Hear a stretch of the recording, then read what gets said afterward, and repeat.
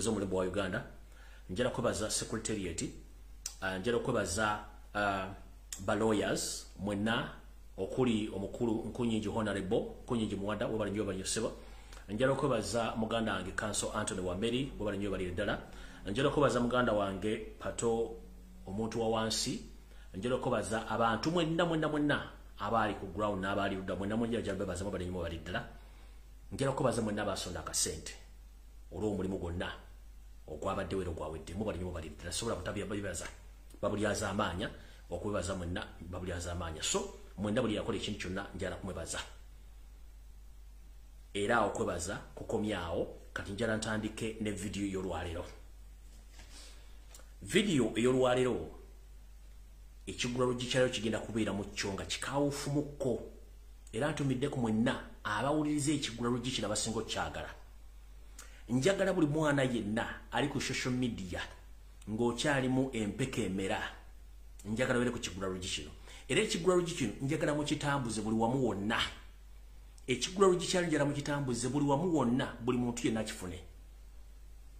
Era nga ntandika ekigula luggi njagala bategeeza nti ekyobulabe ekisinga okuba eky'amaanyi mu nsi yonna bwe butakozesa bwongo obwo na kwesiga mutima gwo. Nkiddamu, obukintu ekisaasinza okubeera ekyobulabe mu nsi yonna bwe butakozesa bwongo bwo na mu mwago Katonda guyako okweyogerera, ekyabulabe ky'amaanyi nnyo. Era kati ntandise ekigula luggi kya leero, mbatumiddeko mwenda banyumira akanyumiro k'ekigula luggi, era njala tandika n'ekigula luggi kya leero era nga kigenda tambulira ku mulamwa okugamba nti eyatya okwogerwako n'okutiisibwatiisibwa yasigala mu nda ya nnyina, sinakindi mu ntumbwe za kitaawe. Gwe yenna Munnayuganda, omwana ow'obulenzi n'omwana ow'obuwala, ng'oli Munnayuganda oba ovudde mu kitundu ky'eggwanga, tetujja kufaayo. Eyatya okwogerwako yasigala mu nda ya nnyina oba yasigala mu ntumbwe za kitaawe. Njogera ntya era kino kitegeeza ntya? Njagala bbawaako ekyokulabirako ekitono gye buvudde katono. Mu ggwanga lyattu Uganda eritonya buli kimu Katonda kye yaliteekamu, lyajja nefuna enjega y'abatamanya ngamba gye baafutuka naffe tetwamanya okujja oddimaamira. Mu kyo baamaamira eggwanga n'abantu babamaamire tebaagala boogere, okwogera baagala kubajjako. Wosanga buli muntu najja n'akumanya nalaga nti oyogera lwaki oyogera ngaani, njagala bagamba nga ntandika ekigula luggi kino. Bw'obanga ozaalibwa mu Uganda era ng'oli Munnayuganda, oli wa ddembe okwogera ku nsonga n'ebyobufuzi nga tewali akubye ku mukono, kubanga ekyo kikuwe mu ssemateeka ng'omuntu. Bw'obanga oyogera ku nsonga za Buganda tekikwetagisa kubanga oli Muganda, obanga owangaalira mu Uganda, nedda eryo ddembe lyo lyabwe bange. Tewaba muntu yenna akubuzaabuza ku nsonga yonna.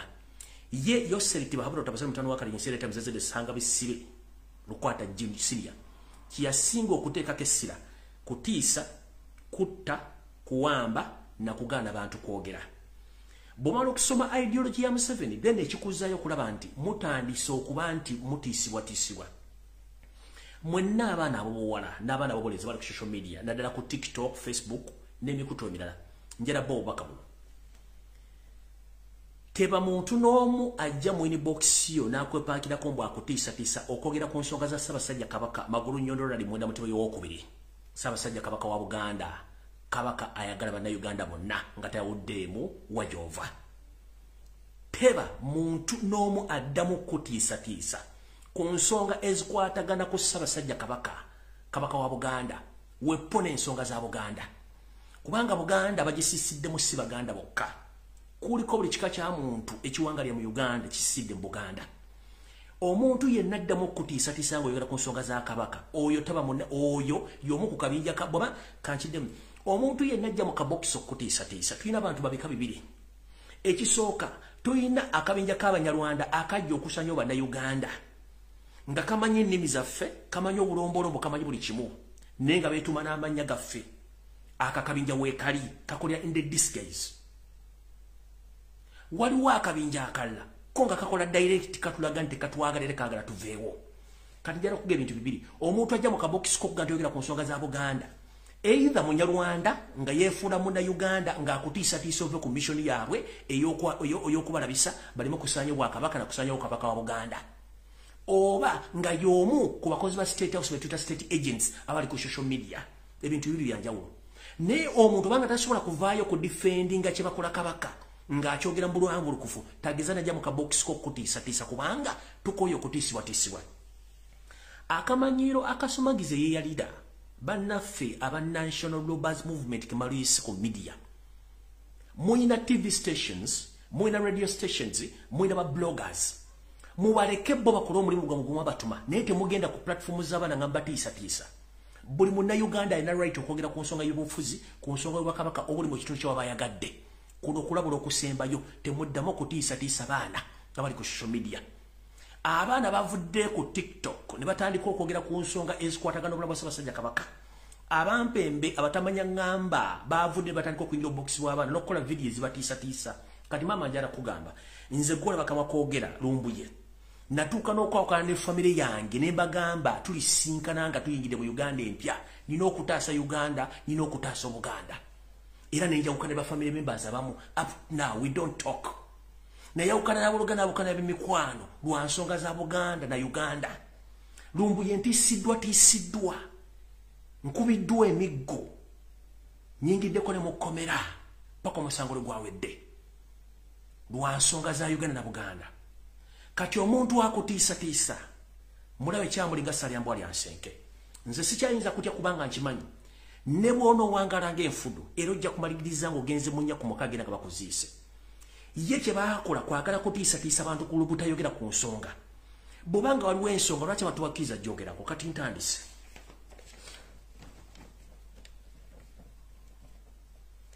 Buli muntu yenna Munnayuganda tuli mu kiggula LUJJI nabagambye kigenda kubeera kikakali. Ng'oli mu Uganda olina eddembe okwogera ku nsonga zonna ezikwata ku nsonga za Uganda ne Buganda.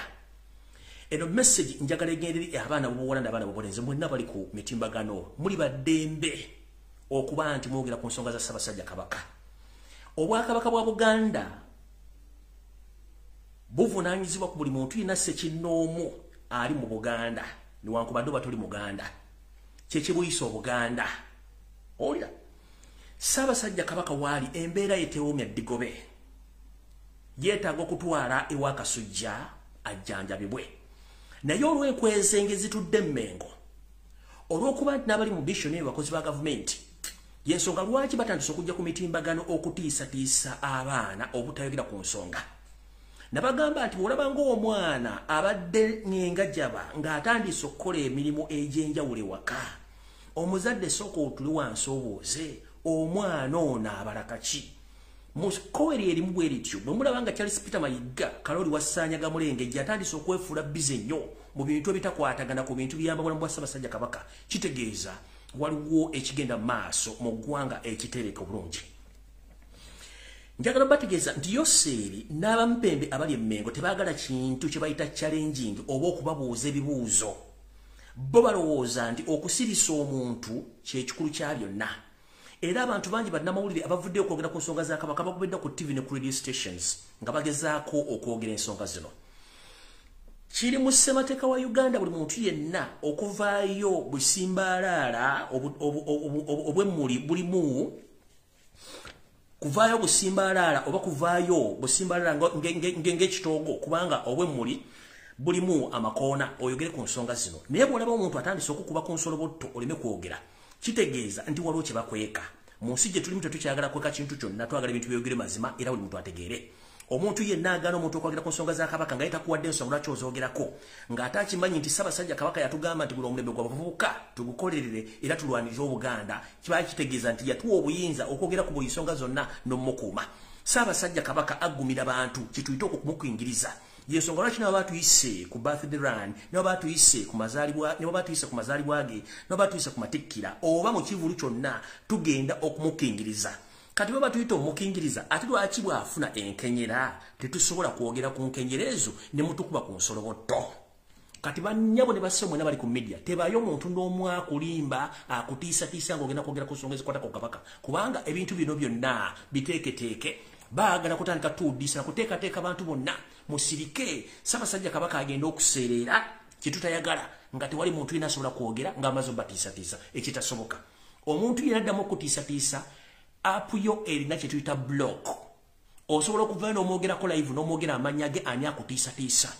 Kuba kino tukirabye nti abantu bennyini abatulowooza nti bali mu struggle oba bagala n'enkyukakyuka ate bajja mu box bw'abaana bagamba banaye muve ku nsonga za Buganda muve ku wakimuvumirira gavumenti ninga bali mu struggle kati baana bawala batandise no bagamba nti sikati wakimogera ku nsonga za Kabaka ate nga musubira okudde waka muloza munayita ku kisaawe kamba buulire kye bayita okutya bwe bulwadde obukyasinza okubeera obuzibu nnyo mu nsi teba muntu akutiisatiisa kubanga buli wamu osobola okufiirayo osobola okufa nga webase osobola okufa nga oli mu motoka osobola okufa akisidenti osobola okufiira mu nnyonyi basobola okuwa obutono obufa kati okufa tetusobola kwewala naye ofudde otya ofudde oli mu kwegadanga ofudde oli mu kunywa mwenge ofudde oli mu kwana ofudde oli mu kulya mmere oba ofudde olwanirira ggwanga lyo kyekikulu kya byonna ensi zino ffena ze tuli muzirika abaziira omusaayi balwana bayogera bagenda mu makoti bakola buli kimu era bafuna okusoomozi w'okwenjawulo kati kwe tuba tufeesinga ffena teba muntu addamu okutiisatiisa ngenze mu maaso kyali ku KIGULA LUJJI gwe ngoyagala okukakasa nti abantu bano balina ekigendero ekikusike ku Sande olunaku nga lutuuka enkuyanja n'enkuyanja y'abantu ne bajja okukingiriza omutanda Ssaabasajja Kabaka Ronald Muwenda Mutebi II munnange ebintu byonna bisigadde mwabirabye nga bwe nabyogeddeko nenjagala kwebuuza abakungu abiyita ab'Emmengo kiki ekitandise okwetooza Ssaabasajja Kabaka abantu abatamukkiriza na kamera mutuukako era kuva ddi Ssaabasajja Kabaka nga waliwo amwogerera Kabaka si muzimu Kabaka si lubaale Kabaka yeeyogerera ensonga zindagenda kulinnya ku mutwe gwa muntu akamanyiiro akasumagiza yalira mayiga lekerawo akamanyiiro katugenze kulera okukomesa wani tugenze maaso Yoseri tibaburo tabasula mutano wakale kyenzera mbezezezere ne Charles Peter Mayiga wasanyaga mulenge je nabaye abali manga abali Mmengo njagala babuuza ebibuuzo bino ne mulekerawo okusirwaza bana Uganda kubanga bana Uganda babuuza ekibuuzo baagala kutegeera omulanga gwavudde mu bantu ba Kabaka ngamula nti embeera mbi ne babuuza twagala kumanya Ssaabasajja Kabaka yabaaki era twagala Ssaabasajja Kabaka atwalibwe wakasujja jjanjabiwe njala kugamba mwana wa kitange bw'olaba TV mu Uganda tekuli TV n'emu yavudde ku discussinga ddoboozi ly'abantu bye balabe ku social media kiki ekiba kigenda mu maaso essaawa zino ku TV ne radio station bali mu kwogera ku video za musajja oli omusegu alina ensimbi simanyi musajja mugagga bali mu kwogera kana akasajja akanyalwanda akalaza obuntu bwako bali mu kwogera kali akawala simanyi akakoze katya bali mu kwogera ku nsonga ezitagatta naye ng'ensonga z'omuntu asobola okubina nayogera ekigambo nti bannayuganda bane mukakane baganye zitunda kikutaaluddawa nti media yonna mu Uganda Museveni yagisasula obutogera ku nsonga za Ssaabasajja Kabaka wadde ozidiscussingako ngenda basomera ebintu bino wammanga tukimanyi bulungi nnyo nti Yoseri tibahabula otabasene ontanda wanakale bw'oba natta omuntu asooka kwetooloola n'amala okufunza lw'omu n'akuteekawo eriyo abasajja n'abakazi abaabulwa empeka emera wadde otugezi otumu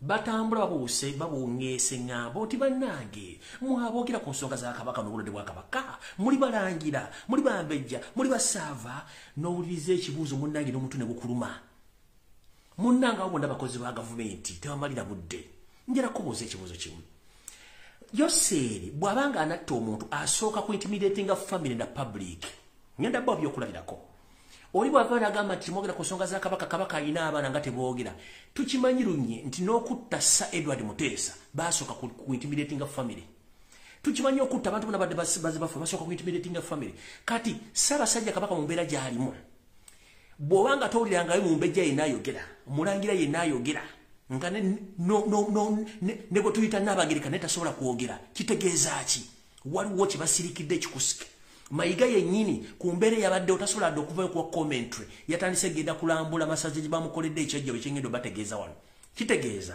waliwo ekintu ekikyamu kati saagala bakubuzebuze musimanyi abalangira n'abambejja simanyi abaana ba Kabaka be balina okwogera tebakulya ssente olina right okwogera ku nsonga za Kabaka kubanga tikimanyi Museveni asooka mu famire mwennyini n'agikwata ebituuliro n'esirika n'etasobola kwogera Ssaabasajja Kabaka ali mu buwambe ate Ssaabasajja Kabaka mulwadde mugi yeetaaga essaala era yeetaaga amaanyi ogateeka ku gavumenti bamukkirize agende afune obujjanjabi era balekerawo batiisatiisa ku nsonga ezikwatagana ku nsi yamwe n'Obwakabaka kubanga bo bakimanyi nti bw'osiisa bannayuganda oba okikoze njagala bba obyokulabirako bino byonna wansi ku bantu ababazze bafa mu ngeri etategerekeka famire zaabwe zikomekkerezedda zitya era zaali zivudde kwogera ki ntandise tugenze ow'omulongo Jero Kasirye eggwanga bwe yafa famire baagisalako yonna ne bagana buli muntu okwogera ekigambo n'ekimu n'okutuusa kati teri yavaayo kuleka kigambo kyalaga nti Kasirye eggwanga yafa kintu kino ne muntaana fe tukimanyi taliimu teri famire yakkirizibwa kwogera ku kintu ekyo tugenze ku mugenzi Sheikh Nuhu Muzatabatte yenfa yembasoka mu family ne bagizingako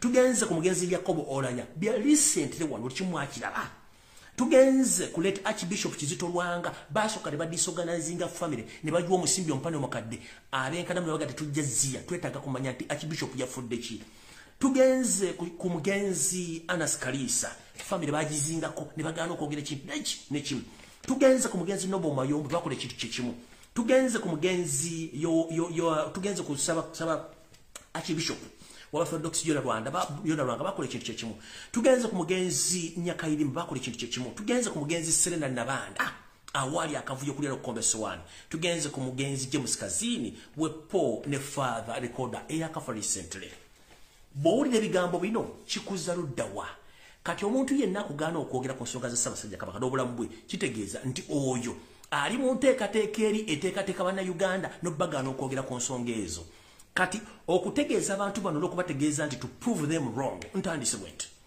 njala bategeeza nti ekintu mu Uganda bwe kyogerwako ne kigenda viola oba kituyita viral kiteekeddwa okuba nga kigenda kwogerwako n'okudiscussingako njagala babuulya bloga ki okujjako mawavudde okwogera ku nsonga za Kabaka oba TV ki eyavudde okwogera ku nsonga za Kabaka olw'ensonga bo basirifu omulimu bagumanye obulamu bwa Kabaka buli matigga wano wejagala obabuuliza era n'obategeeza teba muntu yenna addamu kulimbibwa nti Ssaabasajja Kabaka alina ekintu kyonna ekikwatagana bizinesi mu Buganda CBS radio y'abamafia tebankwera Ssaabasajja Kabaka BBS Telefina government TV ya Charles Peter Mayiga Chimba Freeman n'abayaya balala ali Mengo si ya Ssaabasajja Kabaka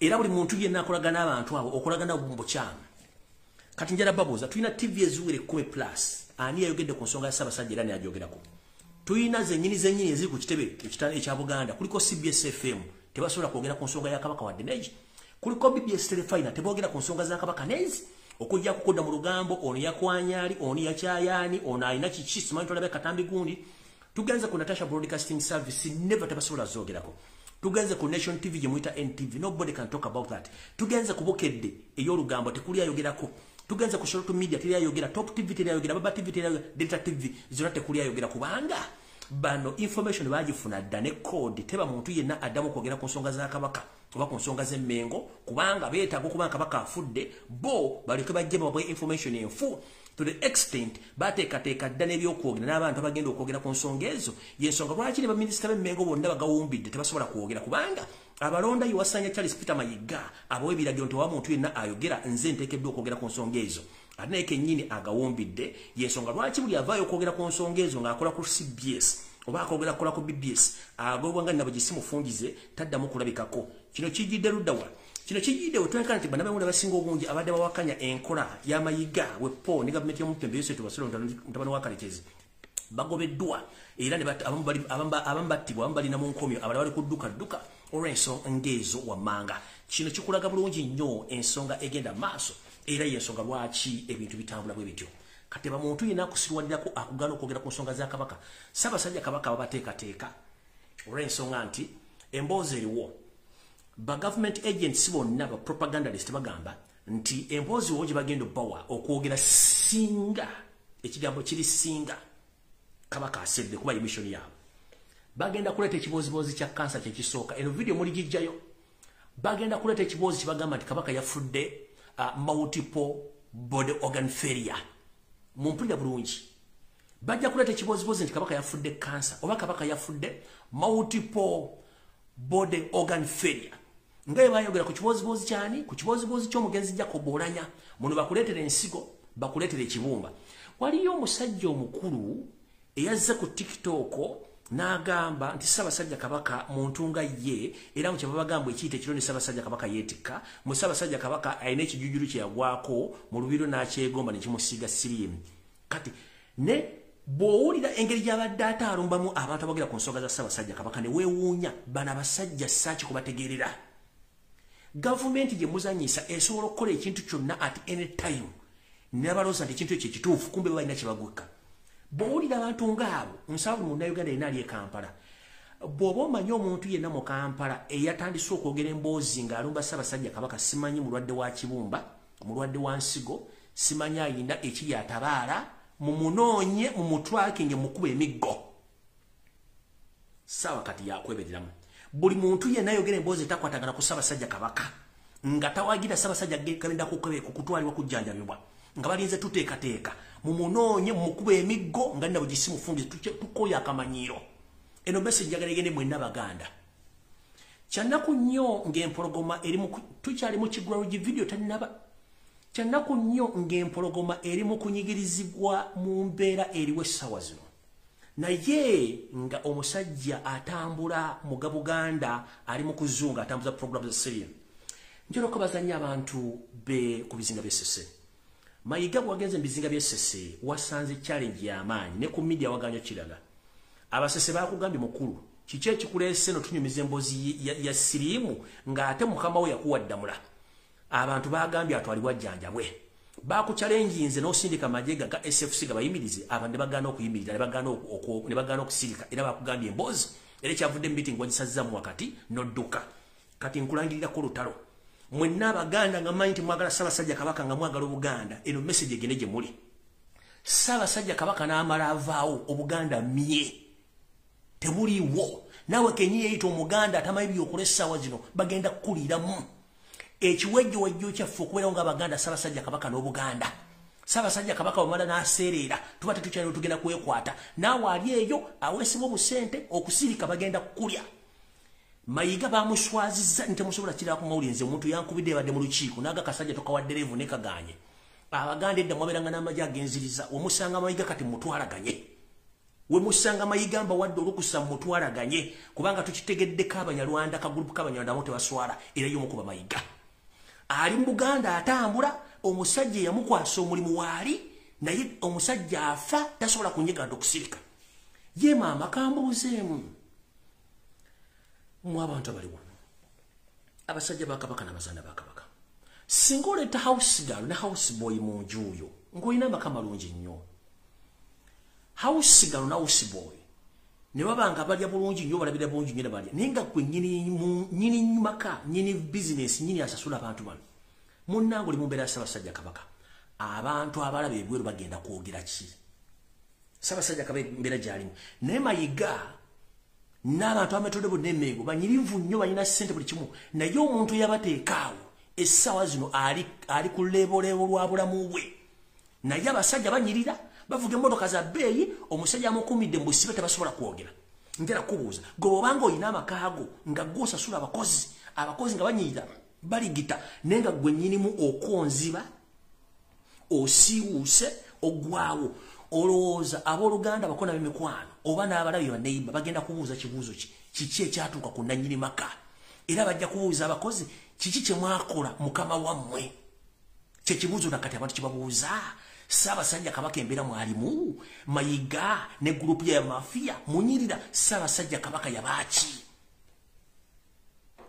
kati mbasindika buli muganda yenna bwemusanga Mayiga mumutwalaganye bakatikkira bakola ebikola by'omundi Mayiga byakola bakubibwa bakinyizibwa nawo mutabamanje balaje nakati gye balinde ebikabe tamanje biri kati mbategeeza buli muganda yenda gyoli yessawo okusituka akamanyiro kasuse Mayiga w'omusanga mutwalaganye ne baminista b'emmengo benyini bali mu batwalaganye kino baakikola nga kiteekete kandi njala bategeeza Mayiga bwe yasitula gurupu y'abaloya n'agiteeka mu Bulange Emmengo ekigendera kyali ki kwe kutandika okukunoonya buli kyapa kya Buganda kyonna we kiri batandika okidokimentinga empologoma egenda okuva mu Kisaka nga evuddemu ng'ewedde nga ettaka lya Buganda ne Buganda emaze okugabanyizibwa wakati w'ababbi abali Emmengo neyo sente babula otabasira mutano wakati ensi ereta emuzezedde nga buli kimu kiweddewo gw'Omuganda omumbejja n'omulangira lye yagawumbidde ogenda sigaza ki eyo gurupu y'abaloya Mayiga yateeka Emmengo buli lunaku kye bakeerako ku dokimentinga mpapula za Buganda kuzikyusa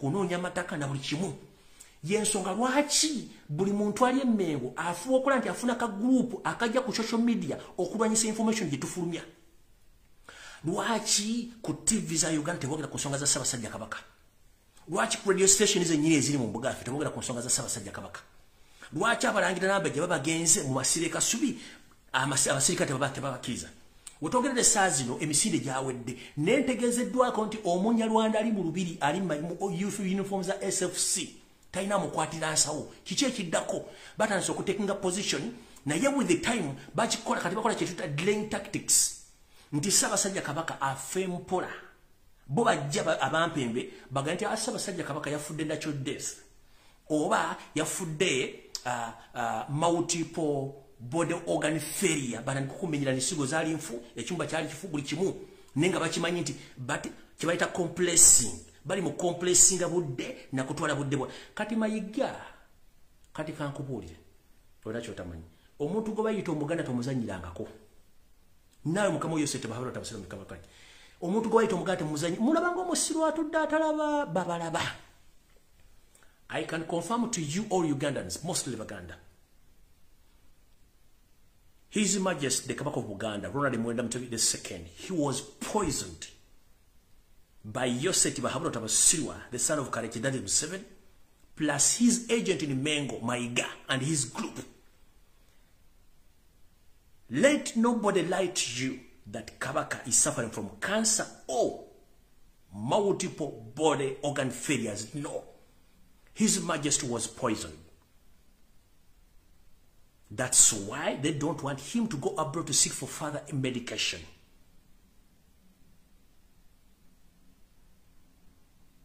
And I'm here humbly asking the Almighty God to protect His Majesty the Kabaka of Uganda to get the second chance to witness the peaceful transition of power in Uganda. But Baganda, wake up before it's too late. Wake up, let nobody deceive to you. These people that are just doing it, delaying tactics so that they finish His Majesty, so that they come out with forged post-mortems, which will not accept. I'm here to inform all of Uganda and all those people of Uganda that His Majesty was poisoned. That's why they protect him from the media. That's why you don't see any media outlet in Uganda discussing about Kabaka's health right now.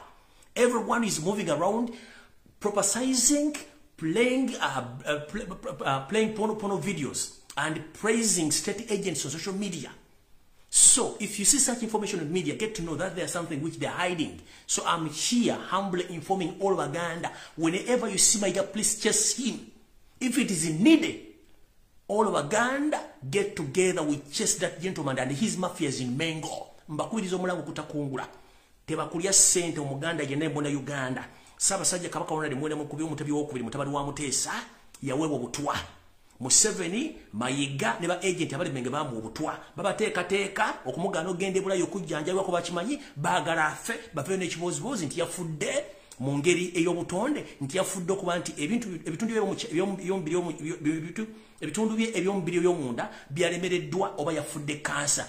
Era waliwo n'omusipumu wa tuutu mutabani wa Sitaani mutabani wa Ibirisi eyaza n'akola video ku TikTok n'agamba Ssaabasajja Kabaka mbu yali mu kigango kye n'alaba ekijujjulu n'akyegomba mbolokuba biyita ekino Kabaka yeetikka nikimusiiga siriimu. Bw'owuliriza emboozi zino bebe tugamba nti Museveni asobola okukola ekintu kyonna kati baddamu okukulimba kigombo kyonna kyekibadde ekigula lujjuli kyaliro era tebakutiisatiisa kati video entuufu etandise ekigula lujji nkifundikidde kati ngenze ku video entuufu eyandeese.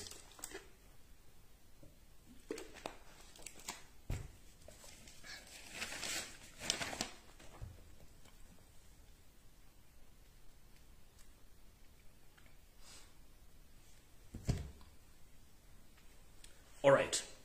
Nga sinagenda ku video entuufu eyandeese njala munsalimu akantu kano kwa kengendo okukola mukateeke ku mutimbagano wonna bamusobodde. Ekisokera ddala kanseke ebisobo baka buno mwenda bannayuganda gyera bategeeza nti okusaba kwammwe kwe mbadde mulindirira okusaba ekituufu kwawedde. Omusango oba emisango egyanvunaanibwa gyonna Allah yansobozesezza ng'ayita mu balamuzi n'essala zammwe okuba nti emisango gyanzigiddwako era sina musango gwonna gunvunaanibwa. Mwe bali nnyo mubalire ddala yensonga lwaki kati ndi free okwogera n'okukola buli kimu. Naye nga mumanyi baga nti bw'obanga okyali mu nju mw'oli ate totola byama ebyama byo bisirikira n'obireka. Yensonga lwaki ebimu mwagala okukola nyinza okusobola bibagamba olw'ensonga nti nkyali wano ate nga sisobola kukola kintu kirala kudda ku kisinga ku ekyo olw'ensonga mwandiyagadde okuli ebisinga naye sijja kubyogera wano okujjako baga nti omusango naguwangudde sina musango nagunvunaanibwa kati olw'ensonga omulamuzi yagenze osanga emisango gyonna gyali tegina buki kwegisinziira. Misango gyali emisango 5 nabaga njajja ogera nga amaze okusetula ebigero okuvaano naye nga mukimanyi nti sina musango gyonna gyanzigiddwako. njala twala obuvunanyizibwa okukola statement eno mu luzungu nga nebaza ebitongole wammanga bino mbikole mu luzungu dere mu kasale mu kansindikire kagende ku international level era abantu mwakubiranga masimu ku embassy zenjawulo za Butuluki ne gye mwasinga mu sirike ka video kano. All right. By names of Lumbuye Fred, a Ugandan who is based in Turkey. Previously I had cases, which on Monday I won those cases. And I would like to take my sincere thanks to the President of the Republic of Turkey, Mr. Recep Tayyip Erdogan, the judicial system of Turkey, and the KOJA Guchidale Mudulugu. Thank you very much for the protection. Thank you very much for each and everything. I'm very happy to the extent that the court found out that I was very innocent about the cases which were open against me. Thank you very much.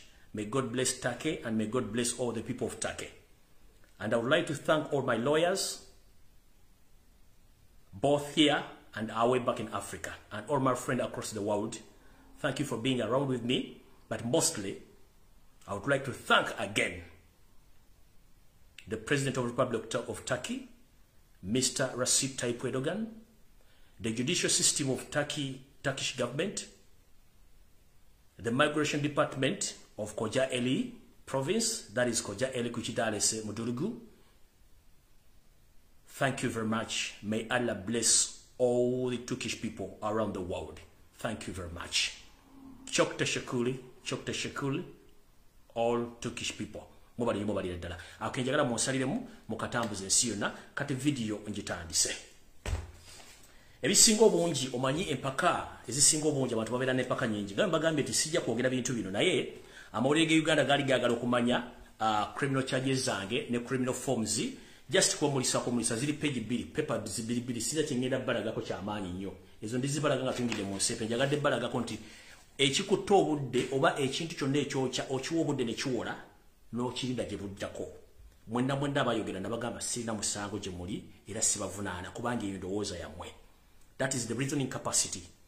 So I don't blame any Ugandan kuchiche mwayogera. No. You have all rights, but I had to get some time to reply to you. But as we speak right now, I'm still here. I can't reply to you. Just apart from saying that, please stay where you are and stay calm. I'll address the public when time comes. Njakade bategeza. Mbalaze, charge sheet zange. Nziba mulisiza kumulisa. Nabiki, nemisango nali nagitaddewo ne okusinzira ku advice mapande sijja jogera ninga buli kimu kyabadde kiri okay omusango naguwangudde kinjalo bagamba sote muri mu mutwe nze wendi ebisigadde katonda agenda kumkulembera na kimu kitambule kigende maaso kali kantandike na information egenze maaso nga buyandese ngera bwe bagambye nti ebintu ebigenda maaso mu Buganda byenyamiza era nga tewali muntu asobola byogerako wetwogerere sawa zino kantandike ndo kembo information inveyo wano Lulinda bagamba nti ekiri ebusujja eri abenge kitokota sekisandike wetwogero lwaleero akabinja kano kagenze ne kasanyawo embuga ya kasujja ebusujja era ngekumiddwako omuliro abantu bone bakunganira basamirira era nga abantu bano kitegerekise nti oba message egamba nti busujju oba busujja bamwokeza omuliro yenna asanyewo era nga bakoze ekikolwa kino bebeeyita bazzukulu bakasujja era abakulira embuga y'obusujja olwekuba nti meeting yatula gye buvudde katono yabisa okuba abantu bano tebakola obuvuyo okusanya obwakabaka bwa Buganda n'ebigendera eby'ebituufu ng'abantu bano bakulembeddwamu eyita Katikkiro Katuluba Buno Sebunya Bwepo ne Gwojolonga n'embega wa Museveni wa Iso gwe bayita Andrew Kakande Kabaalu bano bebali emabega w'emivuyo gino wepo bantegezeddwako nti n'omusajja gwe bayita Jeno Erika Yanja naye mwali mu nsonga zino kati kano ke ka video akavudde essaawa zino ebusujja eno yembeera eri ebusujja essaawa zino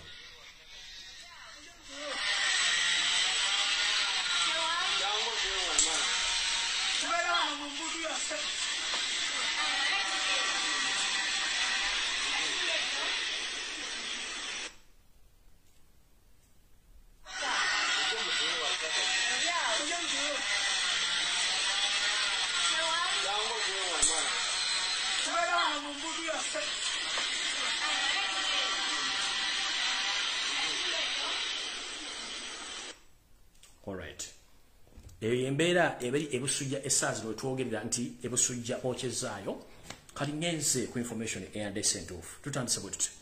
Alright. Yovudde Katonda nabagamba enteekateeka ey'okwavuwaza abaana bannambi wonna bwe bali naddala mu kitundu ekya Buganda ekyagenda mu maaso era nga nteekateeke. We twogerera mwawulidde abasajja ba poliisi bwe n'abakulira ekibuga Kampala nga bakoze enteekateeka y'okuwandiisa abasajja n'abasajja abavuga bodaboda mu Kampala. Era oli yavudde n'agamba nti bodaboda mu Kampala ziri akakadde kamu naye basobodde okuwandiisako 4,000. Ne tubuuze batawandiisizza bagenda kuba bakolera luddawa era kyekigenda okuddako. Kati nno sirikanda kuviire ku ntono. Wetwogerera essaawa zino nga zino bodaboda zonna 4,000 ezawandiikiddwa bonna abakozi ba ISO abawedde emirimu abasetingiddwa mu bitundu ebyenjawulo mu Kampala okuba nti bafuna information okuva ku bantu bonna ababeera mu Kampala. Olw'ensonga nti Yoseri akimanyi nti mission ey'okumugyako eyinza okuggwera mu Kampala. Kati kino bw'akikola okudeployinga ababodaboda bano nga balina okuinforminga government ne poliisi nti omuntu gundi mututte wantu gundi bantu bakuŋŋandewe bati. Kino kijja kuba kimuwa amawulire okuba nti asobola okufuna amawulire ku ki kyonna ekiba kigenda mu maaso mu Kampala ng'akozesa ababodaboda bano abawandiikiddwa era abaweereddwa ne kaadi ezibawogerako okuba nti basobola okutambuza amawulire ogatuusa mu state ng'obudde bukyali. Nje tutegeeza bana Uganda mwenna nti buno eno embeera nteekateeke nabagamba bodaboda zijja mu Kampala gwe mulimu gwe baliko kubanga that is an informal sector.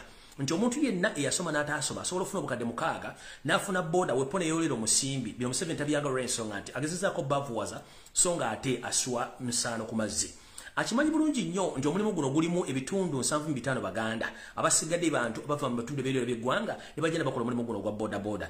Kati kimukalubiriza nnyo Omuganda eyatunda ettaka n'asigala ng'ataaguze boda akyafunamu ssente ataagula ettaka. Museveni kimuli obuwongo n'okuba nti akimanyi nti ababoda bano bo tebabeera na sayidi gye kigenda gye kiyiika bwe gye bagoberera. Kati akimanyi nti ababoda bano enamba esinga obungi basajja Baganda. Ekyokubiri baagala nnyo enkyukakyuka. Kati alina okubateekamu zizinga abagobe sina kindi zibafiiririre n'amataka ge baatunda ku bijja by'obwajjajjaabwe nako babanerenda bagatwale.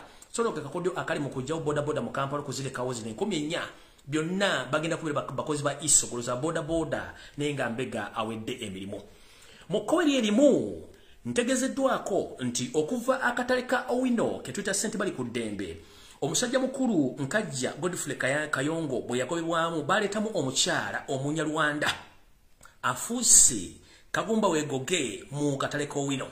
Era nga information gye nafunyeewo nti baali n'essuubi okusendawo akatale kano gye bwali buvuddeyo Katonda naye wakyaliwo ekyo kyabakwatiriza mpolampola.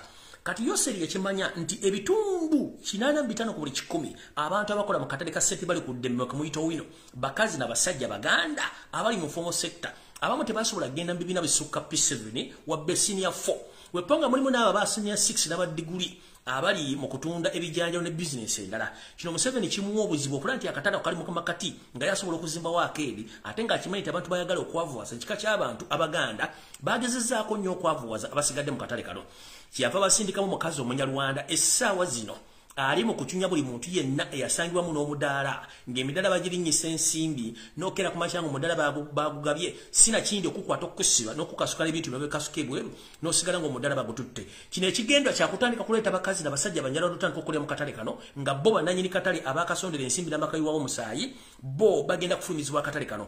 Omukyala no mwamuwulirako ebigambo ayogera bingi alina obuyinza bungi nnyo okuba nti mukuchunya banna Uganda abakolera mu katale kano talina mukwatira nsimbi olwokuba nti essimu agikuba butereevu netuka ku poliisi netuka mu state house mamu biragiro biki by'okukola ani wokuchunya nawo okujjamu yensonga lwaki omukyalo ono yefudde ekizibu. Entabo yava okuva bajja mu musajja Omuganda Nkajja Kayongo yali akoledde akatale kano okumala emyaka emiyitirivu ennyo era nga y'omu ku baakola enteekateeka ekazimba okatuusawo Mukalaba naye omwami ono yakunkuma omukono mu kijja sina kindi n'abinyiika olw'ensonga waliwo enteekateeka namutaika y'okumujja mu bulamu bwe kati simanyi musajja wattu gyagawumbiridde yennyini gye yeekwese olw'ensonga nti yadduka kibabu baali bagenda mutta kobbo katuleeta Omunyarwanda ono asobole okuchunya Abaganda bano basobole okufuna okutegeera obulungi. Alright, wano ngenze maaso.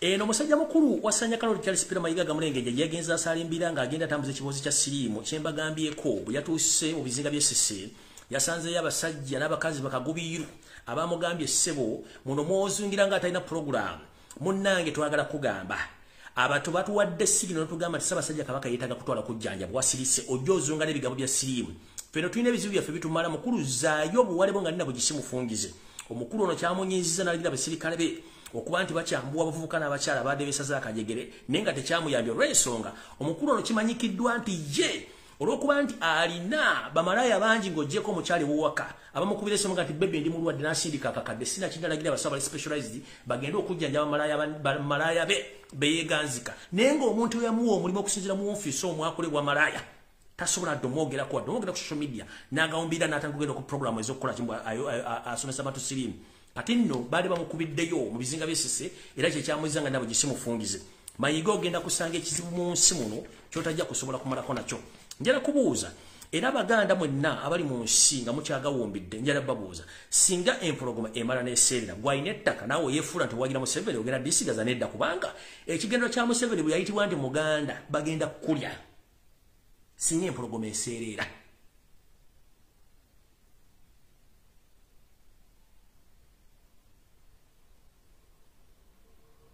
ekimpumuzaamu awo kuggumisa kintu ekyo singa empologoma eseerera buli eyeeyita omuganda oba ng'oli muganda bagenda kukulya mujjukire akabinja k'abanyarwanda bano kamanyikiddwa bulungi noba ng'oli munyarwanda nga toli mu kabinja ko bajja kukulya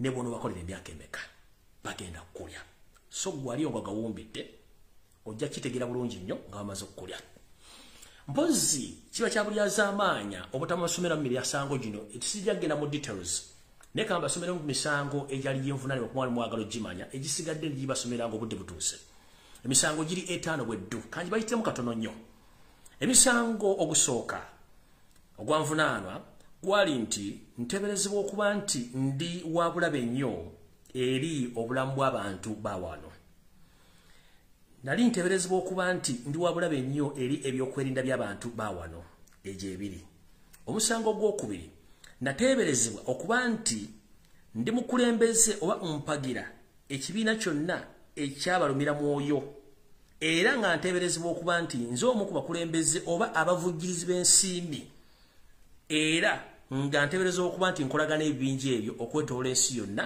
nga nsinsidde wano era nga kitegeereza nti ndi wabulabe nnyo asobola okuba nti ntoloka okufuluma eggwanga lino oba okubula mu ngeri yonna ebeesoboka omusango ogusembayo bo kennyini bateebereza nti ndi wabulabe nnyo eri abantu ba wano era ndi wabulabe nnyo eri ebyobulamu bw'abantu ba wano wepo ndi wabulabe nnyo eri abantu bennyini abawano gy'emisango 5 gyali ginzibuddwako naye gyonna gyagenza okunzika nga tegyalimu nsa era ne baŋŋamba nejjeredde ndi butaala gy'emisango egyo egyanvunaanibwa naye omusango gwasinga okundi ennyo gwe musango okuŋŋamba nti ndi lumira mwoyo era gwansuzanga seebase nakati nkyakirowoozaako naye bagamba nti ekifuula omusajja okubeera omusajja bwe buvumu n'okutegeera ekizibu ky'olimu n'omanya bw'okivvuunuka olw'okuba ndi nze nera katonda wange ne bajjajja bange bankulembera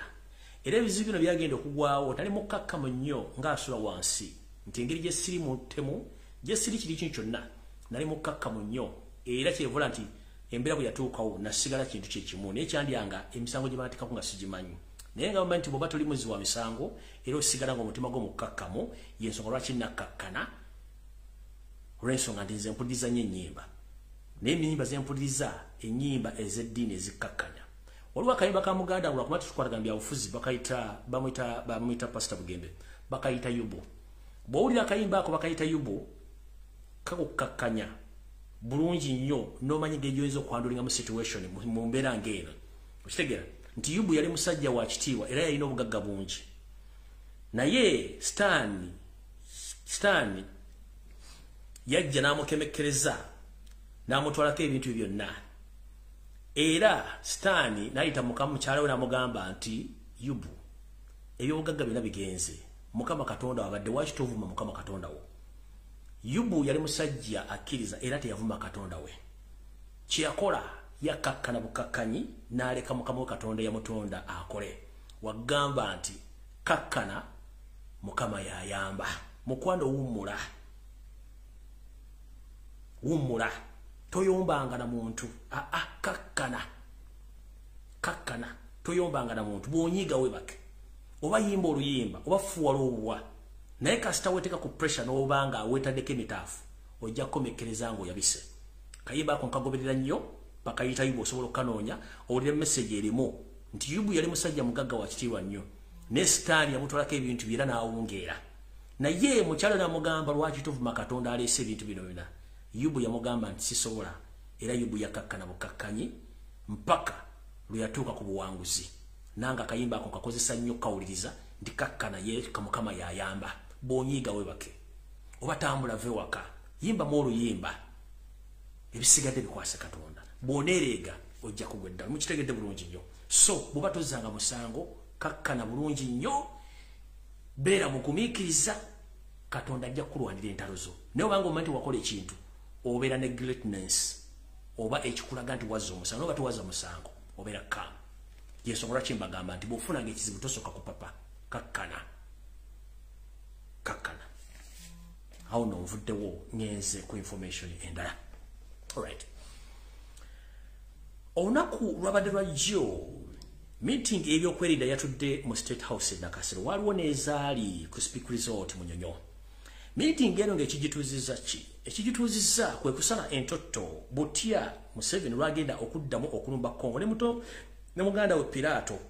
Ngero bategeeza mu ndaba na Uganda nti wakati wa Pirato ne Yoseti Baholo tabasere mutano wa Kalekizi bafiiriddwa abasirikale 225 mu katubagiro akabadde Kongo nga amagye ga Kongo n'amagye ga ECOWAS geesaza akajegere. Mu kiro mu meeting yatuula mu kibuga Kinshasa ngikulembeddwamu omukulembeze w'eggwanga lya Kongo ne batuula ne bagamba nti ekibinja kibatawanya kye bayita M23 n'Abanyarwanda bano government bili eziba wa sente era eziba facilitating amwe muri eya Pirato ne ya Yoseti Baholo tabasere mutano wa Kalekizi. Era ne batuula bagamba nti tugenda kusitunago mbuto naye omuyekera wona wa M23 eggwanga lyayingira mutujja mukuba mpaka mu capital city y'ensi eyo.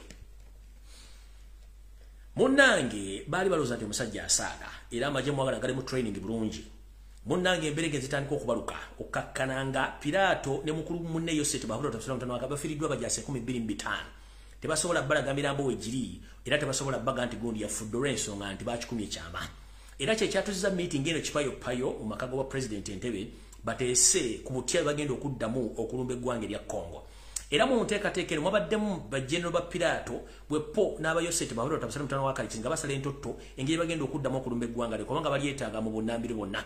Olw'ensonga bakimanyi nti bombu bo balowooza nga bombu bwongo bwabwe nti basobola okumaamira amavanjuba n'amasekkati ga Africa kye tuyita East and Central Africa.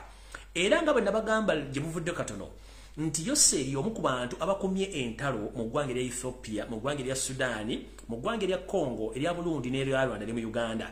Mwali mulowooza nti nze nsiika mpande, nali sisiika mpande zange. Amawulire gemba gaba matuufu. Byagenze okuva mu kunoonyeza okubitongole by'amaanyi mu nsi yonna gabalaga nti Yoseri kennyini y'omu kubavujjira era n'abatendeka abayekera b'eggwanga erya Ethiopia abawangalya mu mambuka g'eggwanga lya Ethiopia be tuyita bategulye. Ethiopia eyo report sinze nagikoze nze nawa mawulire ne bategeeza bulungi nnyo abasajja kye bakola. Era ng'ebyokulwanyisa biyingira Uganda ne biyingira South Sudan ne biyingira mpaka mu Eritrea ne biyingira bigwa mu Ethiopia abasajja ne bakola obutabanguko. Mu kino mwe muva ensimbi za Uganda zennyini eziba mu treasury okuba zikozesebwa okulwana entalo mu Sudani, mu Ethiopia, mu Congo, mu Burundi ne Rwanda ne mu Uganda mwennyini okuba nti entalo zino zikozesebwa. Omukulu ono era yali amabega n'omusajja gwe bayita Luto.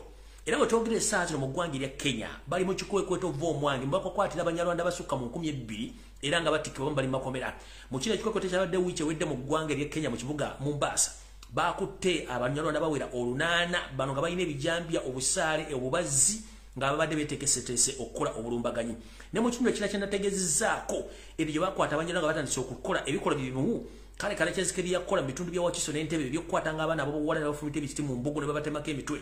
Era byadde byolwekeddeko mu bibuga embi bya Kenya kwe kuleeta insecurity mu ggwanga lya Kenya. Kino yakikola ng'asinziira mu kitundu ekya Karamoja mwe yagenda okuba nga official asindika abayekera bayingira eggwanga lya Kenya nga beeyambisa embeera eno olw'eyokulondoola ensonga nti akimanyi nti muyaya munne Luto ayinza obutalya akalulu kano nga muzeeyi Zedde oba muzeeyi Kazi omukulu agenda okuvuganya ne Luto agenda mu kuba akalulu kya bugazi. Onasalo nga bakosa violence asobola okubanga ayingizaayo abantu bagenda okyankalanya akalulu ako. Nabagamba amaaso gonna mugateeka ku ggwanga lya Kenya kubanga ono mu nteekateeka ye ayagala eggwanga erya Burundi, eggwanga erya Congo, eggwanga erya Rwanda, Uganda, Ethiopia, Kenya wepo gonna gabenga endowooza yaabwe yemu gye tuyita Twist Dynasty era kyovula ebintu bino ebikola emirimu egyo sente ziva mu Uganda za muwa musolo kate baziraba mu meeting eyo zezimu balina okutya bwekuti bagamba nti twagala okuddamu okulumba eggwanga erya Congo naye waliwo kye tuyita obstacles oba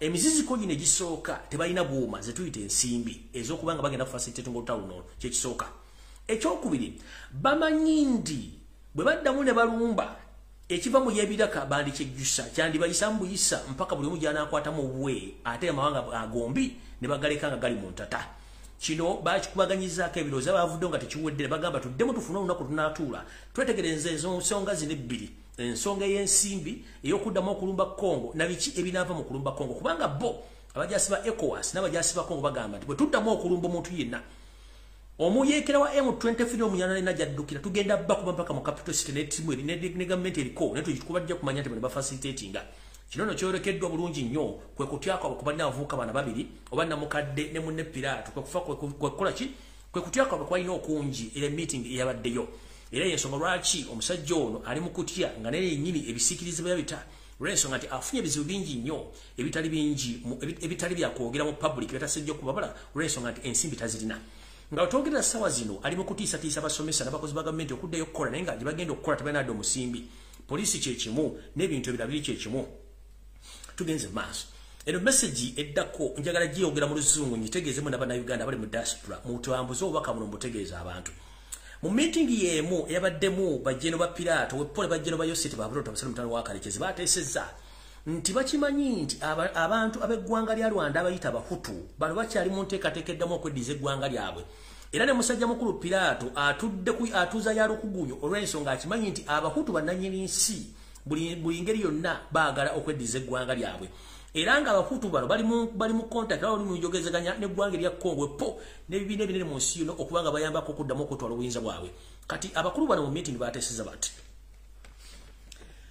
in the meeting which was held yesterday in the State House in NAKACWA, in the security meeting which was held both Rwandese generals and Uganda generals, both Yoseti Bahabulota Basura Museveni, they agreed that they must find a way of eliminating one by top officials of Hutu origin people from Rwanda, of those who master plan again to attack Rwanda and Burundi to take over power. So now, if you know any Hutu person or Hutu people who's residing in Europe, please inform him to be very careful because these two people, they are planning a silent elimination of those Hutu people, more especially public figures who are involved in planning of taking power again in those two countries, that is Rwanda and Burundi. So if you know anyone who is very influential in diaspora but is of Hutu origin in Rwanda or in Burundi,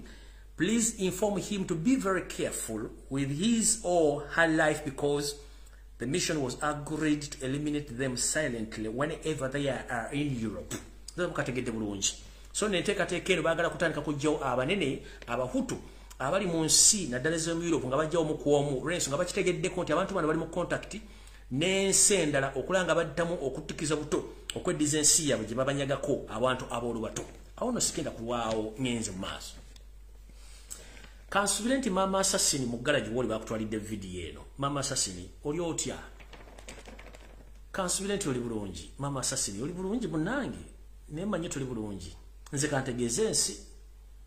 Minister of Education, Mukyala Janet Kataha Museveni, the senior to drop out, ku Lwokutaano ssaawa zaabadde nnya ez'ekiro.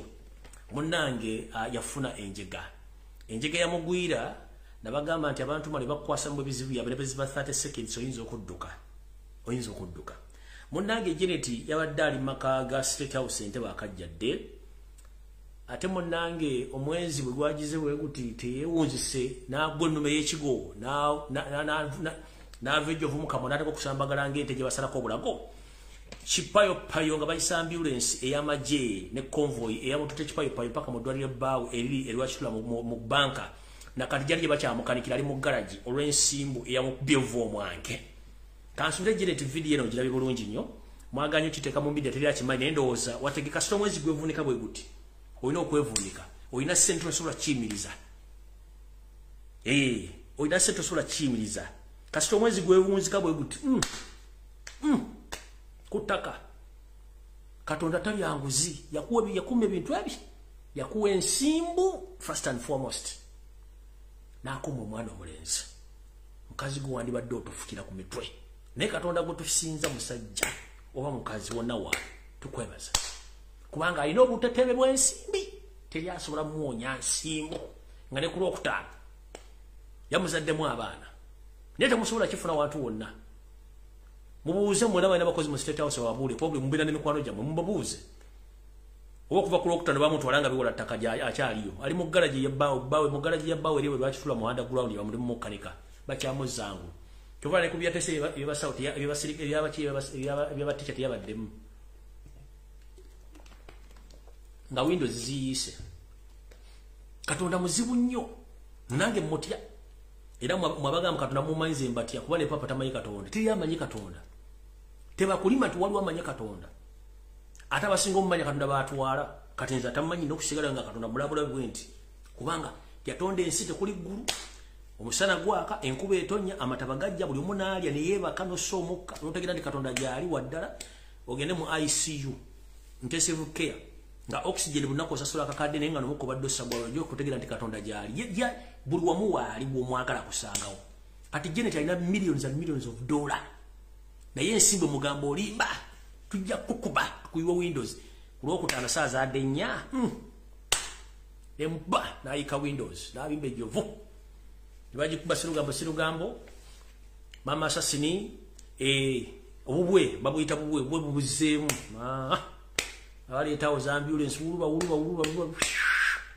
nga batwala mu garaji ya bbaawe Mandevu auto garage nga batwala mu Mandevu auto garage nga bateeka ekinene kyawanga ali mu garaji baliyo bakanika naye Katonda musajja muzibu nnyo tomwepakirangako n'akuwa ensimbi empya n'enkadde nenga n'akugana okuwunya ensimbu nenga n'akuma omwana wandibadde otofukira olwakino ekiwongole kye mulina mu kibibi takati singa ali oyina omwana omulenzi maama singa ali oyina omwana omulenzi singa totufukira ku mutwe maama naye Katonda musajja muzibu nnyo wamukazi muzibu nnyo tagaba byonna bwakuwa sente takuwa baana bwakuwa baana takuwa magezi bwakuwa emmotoka ayinza obutakuwa nnyumba jo kyoyagala kyakuwa kuwera mu kiro nolaba Yoseri nga addawo neepankira ku bantu nga naye atulawo n'atula mu ovo n'azikira bw'ati beyaza okuteeseramu nga ye yazikidde dda yavuddewo dda kubanga akooya era bamutamaze omukanika bamutadde mu ggala mumaze omukanika bamusiba Windows naye najja n'andekawo baleekaanira naye nga musajja aweddeyo oli omwana tasobola kufuuwa luwa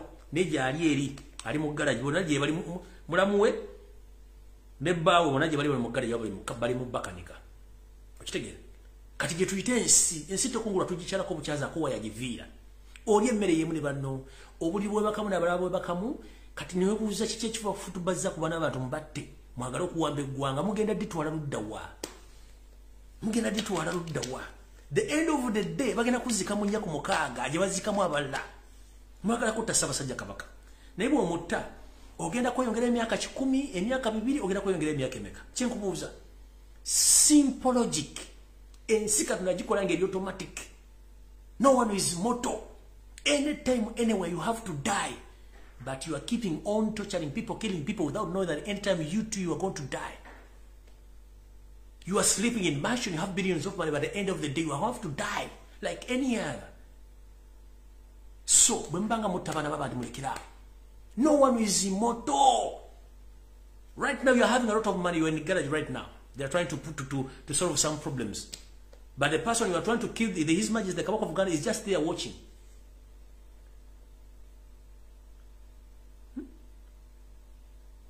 ebintu bizibu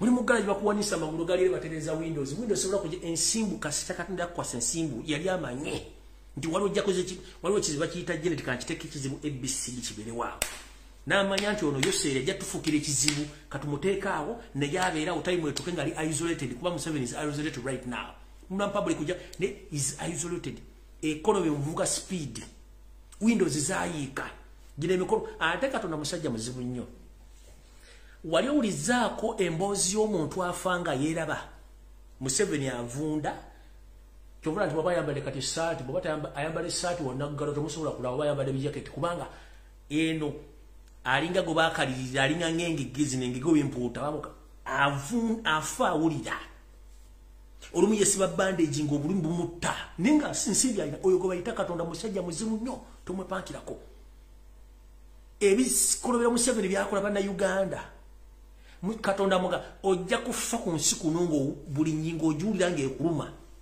And I know you are watching right now. Never ever play with God. You are killing Ugandans, but you are dying silently. And you are witnessing that right now. You are witnessing that. You are dying in pain, slowly by slowly. The same applies to your wife. You have a lot of problems, but you are keeping on killing people. Right now, over here, wali na otula, muzimu ne guita kwa sichizitolanga ne ugenda. Ne wekanga. Obuli akasiye gwanga na ayitawo ne wekanga. Obuli akasiye gwanga gundi ngazijja kobolaya. Ngagamba. President, akelonyo. No gamba onani. Lunasijja kobolanya. Oyo na ayitawo. Obuli omayombo najja. Obuli awo. Ne KADIMA najja. Nagachiwe mbwendo gamba chimuseveni. Nenga wamutta. Oyo nina ayinda wo na ayitawo. Kizitolana gamba mukama akwekisa akweno obuwangazi ofengo olaba kubanga nange wanzita nakulagako ekkololo nembi kulabendewera ngontadeko ekintu okulaga nti wanzita niyo ganya okutegeera ekisa kya mukama kibeere naawe nze mpese ne wesikano ka kizitolwangazi ebyo nate bikulaga nti olina okuva ku kintu kino muli ku bantu mutta okitegeera bonna abantu bose bonna bakulabikira naye era okyegumya okyebuzabuza ngaafuka anaaba naye ng'ate okimanyi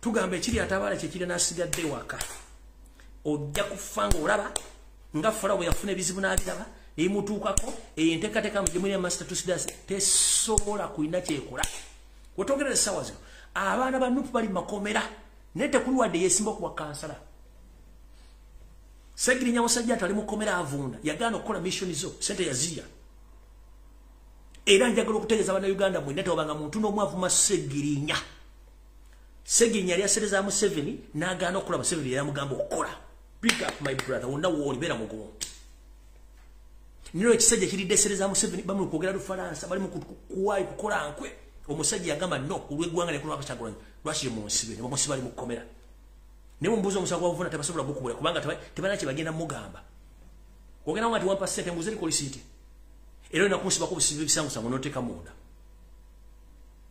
kubanga Segirinya Serebaazimuwa n'azikolamu ebintu ebikulaakulanya abantu yakola eddwaliro n'agula machines time nalo nga nti olina okukola mission abagamba nombe sisobola kikola n'agaana mumusiba oyo ehiwa abantu kubanga yakolera n'abantu ba MP abasinga obungi bazunga buzunzi bazinga buzinge bana bakumukira omukka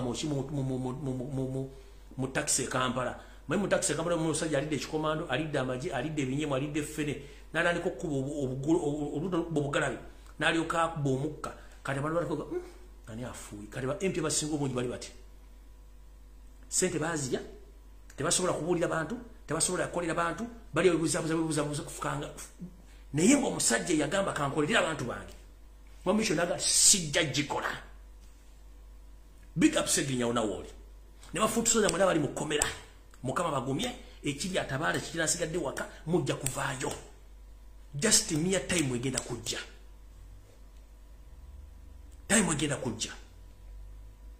buli yalidde mu nsi yo ojja gabana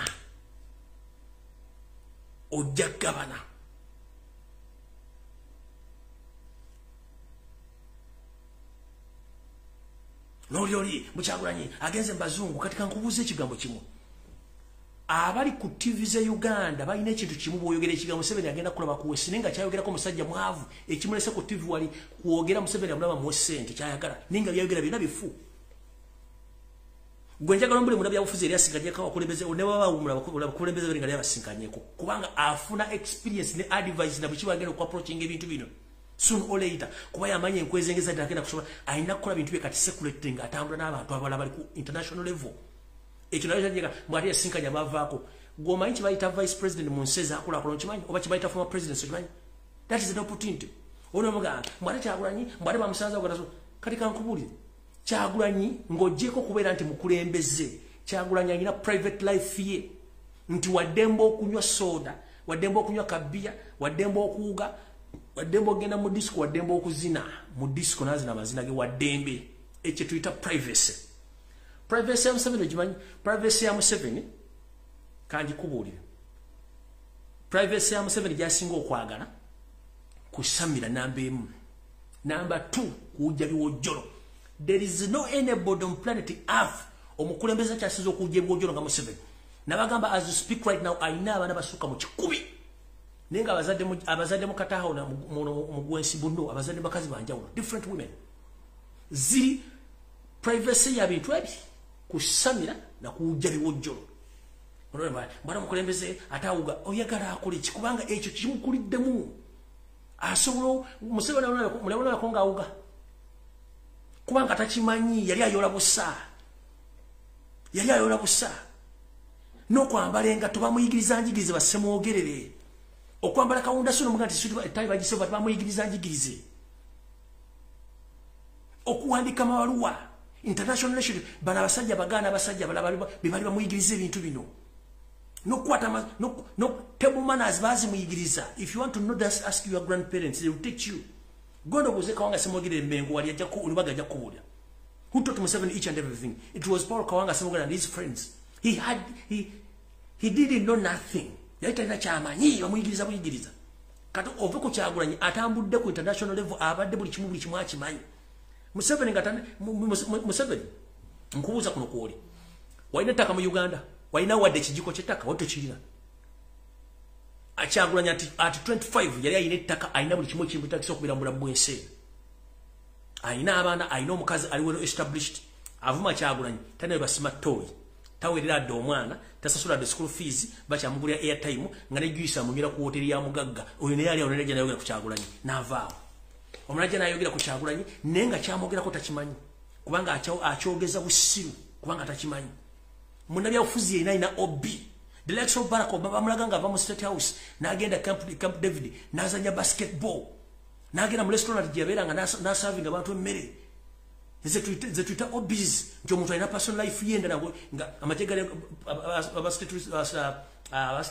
state bureau mukuuma ne muna Uganda aweza Kyagulanyi kyakola kikyamu oba kati kiringanze bono osanga Lumbuye ngali mu bbala nezina Lumbuye ate yatandise ddi okuzina amazina atatizoge tuina personal life here apart from that guli mulimu kusavinga gwanga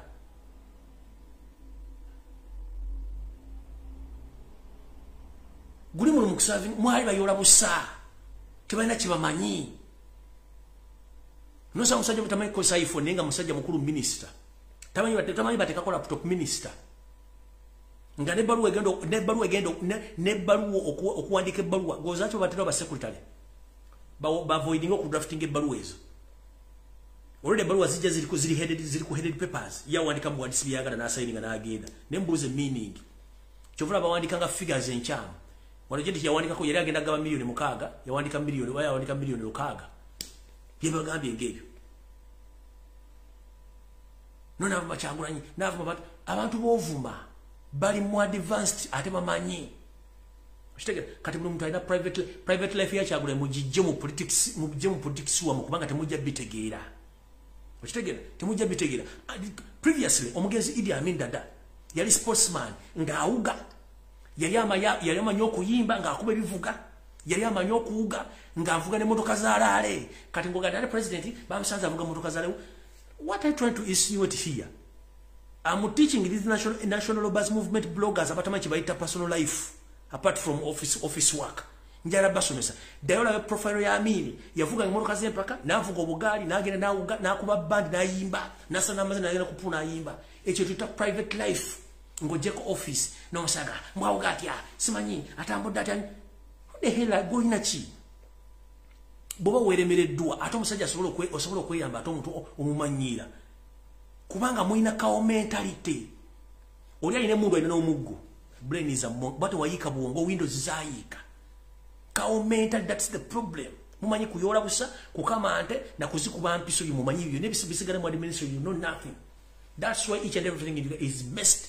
oli mu accountability ministry namba nagenda najigula mu ettaka natandika kuwoza nze sende kawo yazibba simanyi saliyo ninga ekinyini yazibba kubacha bamanyi kubba bajja mbuza accountability nga tajirina ne mbuza accountability tachimanyi nkugambya amini yalina personal life ye nga buli mwajego bali mu state house nga mayino kuita house yaloga muje let us dance. How many times have we seen Museveni dancing with these stuffs in the state house and NAKACWA? Waba dendi na banga bazina aga hebi nebi film gene ne kola chikola takala abantu omusembereraga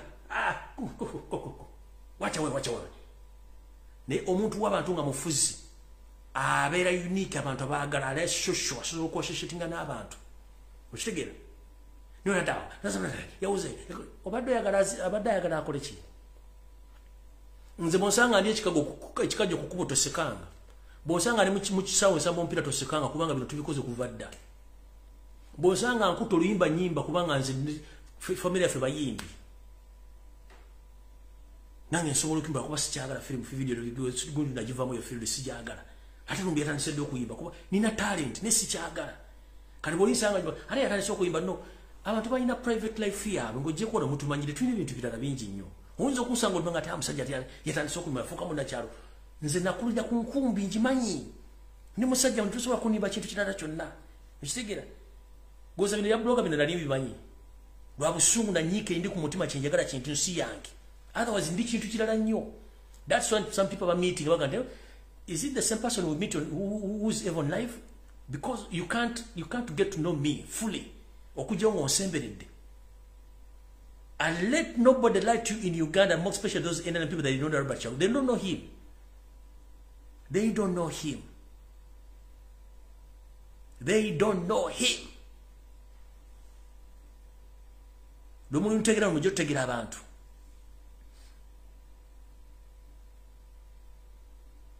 Okitegera? Abantu balina talent, balina private life.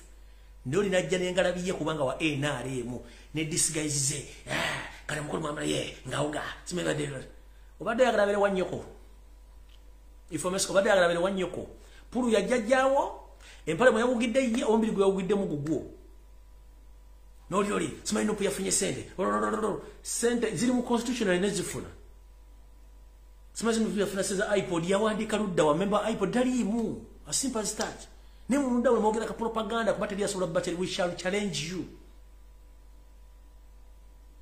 and let people talk, let people express themselves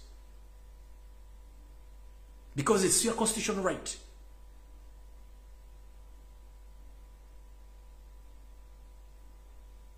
Are you together?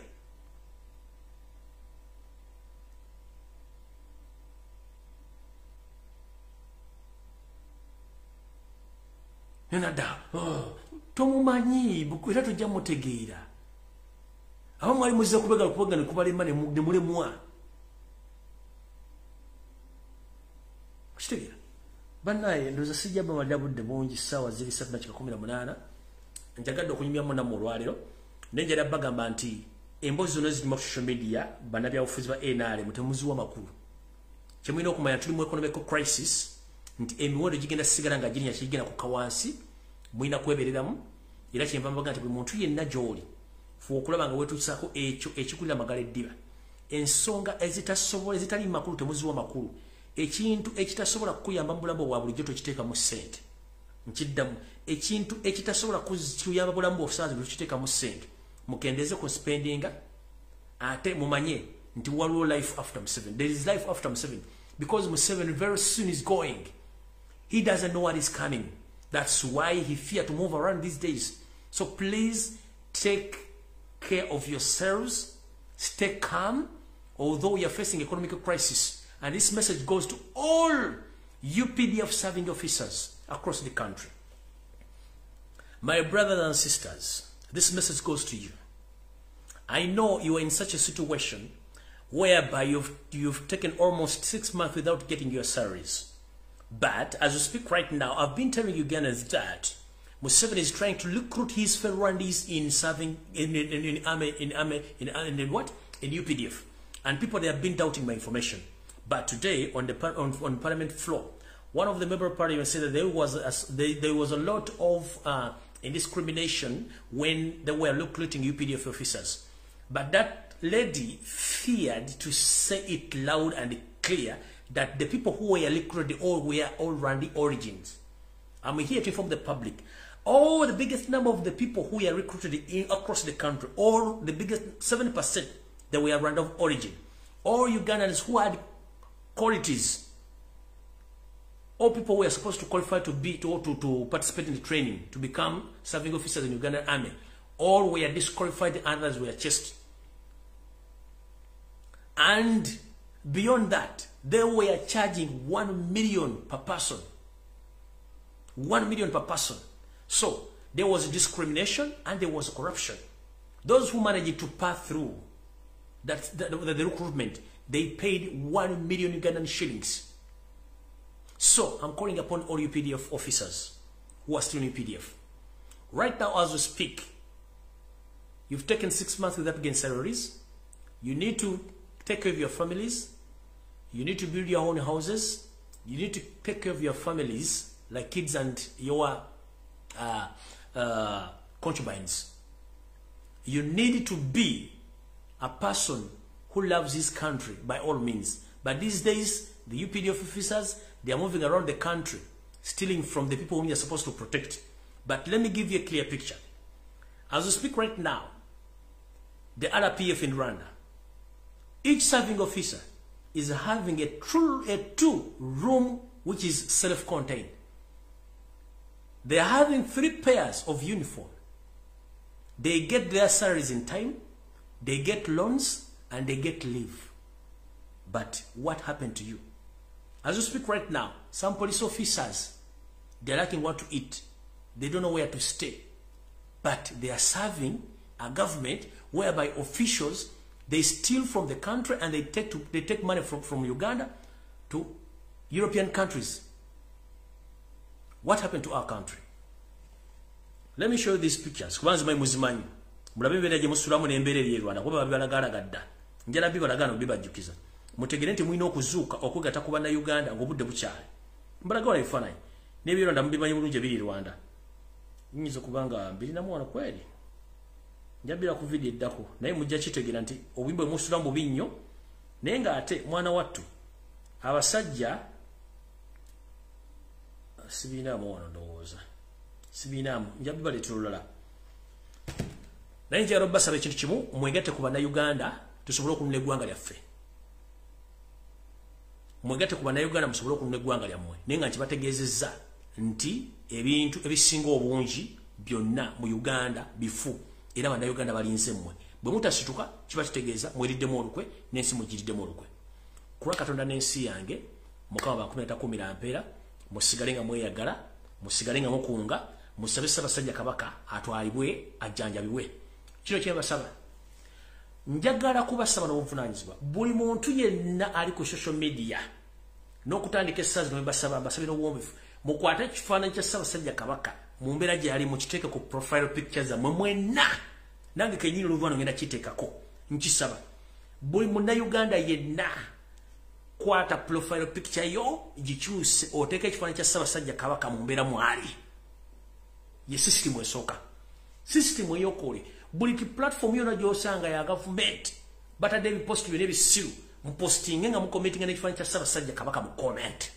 That is a challenge. Mbasaba nkiddamu nsaba buli munnayuganda yenna waali nga sisosodde tewamuganda omuki mbasaba n'obuwombeefu tudde ekifaananyi kya Ssaabasajja Kabaka ekyo mu mbeera mwali tukikwate tukite ku profile pictures zaffe zonna WhatsApp, Facebook, Instagram, TikTok tubiteeke byonna. N'oba okomentinga ku site ki ng'erimu simu ya government smart TV ze Kampala muteeke ebifaananyi bya Ssaabasajja Kabaka byonna buli wamu. Nkiddamu bannange basaba kannewombeka bannayuganda bannange mwenna mbasaba tukyuse ebifaananyi byaffe byonna tuteeke ekifaananyi kya Ssaabasajja Kabaka ku Facebook, ku Twitter, ku WhatsApp, ku TikTok ne oba okomentinga ku bifaananyi bya simanyi NTV, NBS, Bukedde, simanyi BBS ne mu comment nga batadde ekintu kyonna ekitakwatagana ku Ssaabasajja Kabaka mu commenting sekifananyi kya Ssaabasajja Kabaka kimuteke mu comment nti Kabaka yeetaaga bujjanjabi tubisindike. Nange bwe nvaana essaawa zino ngenda kukyusa profile yange right now. Era tombuuza ku WhatsApp kyekikyuse buli kimu ngenda kikyusa right now. Mbasaba n'obuwombeefu to counter attack abana abayaye tubateeke mu situation nti buli nsi etegene Ssaabasajja Kabaka bagala mutta agende for further medication. Mbasaba n'obuwombeefu kano mukasalemu buli muntu yenna muna Uganda, Abaganda, Abanyolo, Abatoolo mukole mukwate kifaananyi kya Ssaabasajja Kabaka mukite ku profile zammwe. Mu comment mukiteekeyo tumale okusindikiza ekintu kino mpaka Ssaabasajja Kabaka ageze okufuna obujjanjabi afulumye Uganda. Mbasaba challenge tugikole ng'akyalina obulamu lwaki tumulagira avu anaamanya nti abantu banjagadira badde banjagala. Nawe yina yabadde mu misinde egy'ekimpatiira nkusaba okwata smartphone yo oteeka ekifaananyi kya Ssaabasajja Kabaka. Mwazze mu lubiri ne muyise eddoboozi ne teryatuuse mayiga yefudde nampulira zibi. Mukwate amasimu gammwe mukwate buli kimu mukiteekemu ekifaananyi kya Ssaabasajja Kabaka kyembasaba n'obuwombeefu. Okukisokerako ne biva ku live wano kyengenda okuteeka ku platform zange zonna ngenda kujjako ebifaananyi byange nteeko ekifaananyi kya Ssaabasajja Kabaka mu mbeera mwali. Mbasaba era nga nfundikira buli Muganda yenna omunjolo yenna ng'oyagala Ssaabasajja Kabaka wagula ettaka mu Buganda osula mu Buganda ozaliddwa mu Buganda buli buto Muganda please mukyuse profile pictures zonna muteeke ebifaananyi bya Ssaabasajja Kabaka mu mbeera mwali. Atakiteekako najja mu inbox yo muliise ebinnyo nkiddamu katula omuntu yenna ajja muliise ekifaananyi muliise ebinnyo wamugala sinikira muli ebinnyo period kimala tukoyako amanyiro. Tunamulaga ddi omukwano nga tugamba nti omuntu omulagaga omukwano nga akyaliwo. Njagala tukikole tuleme kwebuzaabuza nga bafukaana aba nti Ssaabasajja Kabaka wendige waaligwa tuwagala tumulage nga akyali mulamu nti we tugudde naye waagwa. Ekyo nkibasabye. Nfundikidde akatambi kano nga mbeebaza nze oluva ku live eno ngenda bikyusizaawo. Kulwa Katonda n'ensi yange Mukama wa 10 mpeera kyembasabye okikole era nze kati ngenda kikole. Mmala okuteeka video eno ku Facebook ku YouTube nga nkikolerawo. Mukama wa 10 mpeera mweraba.